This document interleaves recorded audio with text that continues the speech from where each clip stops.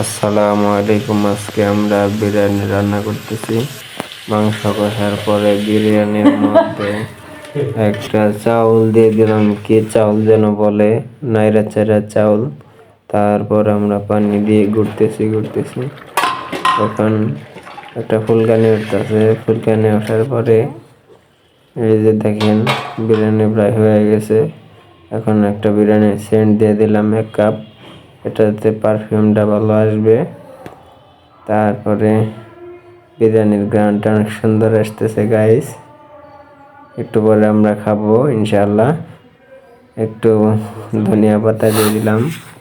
এখন আমরা একটু ঢেকে রাখবো যাতে বাসনাটা মিশে। এখন আমরা প্লেটের মধ্যে বিরিয়ানি পারতেছি।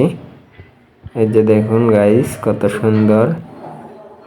ওকে, অনেক সুন্দর হচ্ছে, ইয়াম্মি। এখন আমরা খাবো। ওকে, খাচ্ছি। এই যে দেখুন, আপনারাও খান। ওকে, সবাই চ্যানেলটা ফলো এন্ড সাবস্ক্রাইব করবেন। ধন্যবাদ। আসসালামু আলাইকুম।